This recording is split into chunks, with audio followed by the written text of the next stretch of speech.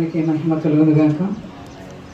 AC తరఫున ప్రభు నాకు ఇచ్చినటువంటి ఈ సమయాన్ని బట్టి దేవునికి వందనాలు చెల్లిస్తూ మనందరం ఇలా కలిసి ఉండడానికి కారకులైనటువంటి పరిశుద్ధాత్మ దేవుడు, ఆ తర్వాత బిషప్ డేవిడ్ లివింగ్స్టన్ అయ్య గారు, వారి కుటుంబాన్ని బట్టి దేవునికి వందనాలు. ఈ సమయంలో వాక్యం అయితే చెప్పట్లేదు కానీ కొంచెం మన సహవాసాలను బట్టి, ఇందాక బ్రదర్ అన్నారు కదా, మోషే బ్రదర్ అన్నారు, నాకు కొంచెం దెబ్బ తగిలిందంటే ఎవరు కూడా రాలేదు, వచ్చిన తర్వాత ఏమో నేను వెళ్ళబండి అన్నాను అని చెప్పేసి ఒక మాట.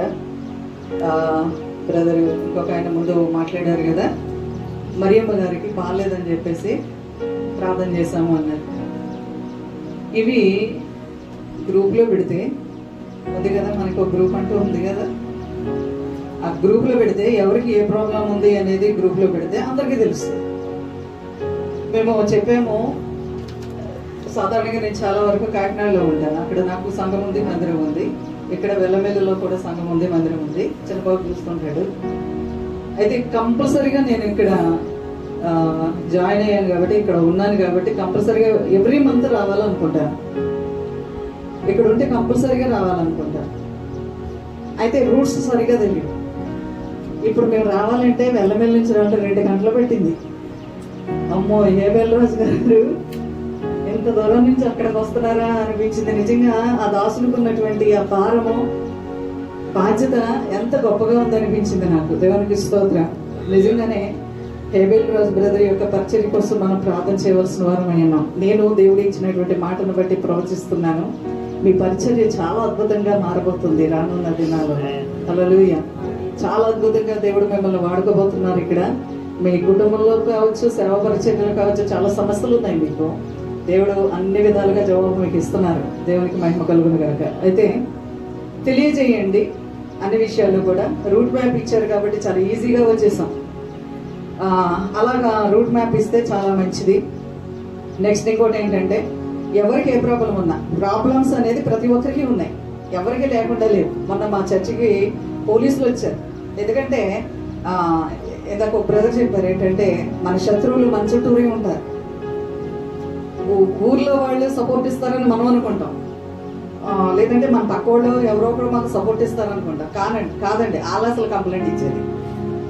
పోలీసులు వచ్చినప్పుడు నేను కూడా అన్నాను అనమాట, ఈ సమయంలో మీరు వచ్చి మమ్మల్ని డిస్టర్బ్ చేస్తే, ప్రార్థన ఎప్పుడైతే జరుగుతుందో మీకు టైం మించి చేస్తే అప్పుడు అడిగే హక్కు ఉంటుంది ఎవరికైనా సరే. మీరు ఇచ్చిన టైమింగ్స్లో మేము చట్టానికి లోబడుతూ అన్ని విధాలు గౌరవిస్తున్నాం. అలాంటప్పుడు మీరు అర్ధరాత్రి వచ్చి మీకు మాకు సౌండ్స్ అన్ని చుట్టూ ఎట్లా అవుతున్నాయి అని చెప్పడం అనేది మంచిది కాదు. అదే ఈ విషయంలో నేను కంప్లైంట్ ఇస్తే మీ ఉద్యోగాలు పోతాయి, ఆ తర్వాత మీరు కొంచెం ఇబ్బంది పడతారు అని చెప్తే పాపం వెళ్ళిపోయారు అనమాట. మా వారు కస్టమ్స్ డిపార్ట్మెంట్లో సెంట్రల్ ఎక్సైజ్ పోలీస్గా చేస్తున్నారు కాకినాడలో. కొన్ని రూల్స్ అండ్ రెగ్యులేషన్స్ మాకు తెలుసు కాబట్టి మనము మన పరిచర్యలో కొన్ని విషయాలలో మనం కూడా జాగ్రత్తగా ఉండవలసిన పరిస్థితులు ఉన్నాయి. అవి మనం గమనించుకుంటూ ఉండాలి. ప్లస్ నెక్స్ట్ మనం అంతా ఐక్యతగా ఉన్నామని మాటలతో చెప్పడం కాదు, కానీ క్రియా సంబంధమైన ప్రేమ కావాలి. ఒకరు కష్టంలో ఉన్నారు అంటే నలుగురు కలిసేసి, ఇప్పుడు మనం ఎవరు డబ్బు లేని వాళ్ళం కాదు, మరీ దరిద్రులు ఎవరు ఇక్కడ లేము. ఎందుకు మనం అలా చేయకూడదు? అలాగా ఎందుకు మనము ఇతరుల కోసం ఆలోచించకూడదు? కొంచెం ప్రాబ్లంలు ఉన్నాయి వాళ్ళకి, ఏదైనా ఇదిగో బ్రదర్గా మందిరం కట్టుకోవాలి, చాలా వరకు పనులు ఉన్నాయి ఇక్కడ, మనందరం కలిపేసి ఎందుకు కొంచెం ఆలోచించకూడదు? ఇలాంటివి ఐక్యత అనే దానికి గుర్తు. అవి ఉండాలి. హల్లెలూయా. అవి మనం చేసుకోవాలి, తెలుసుకోవాలి. ఒకరికొకరు ఎట్లా ఉన్నారు ఏంటి.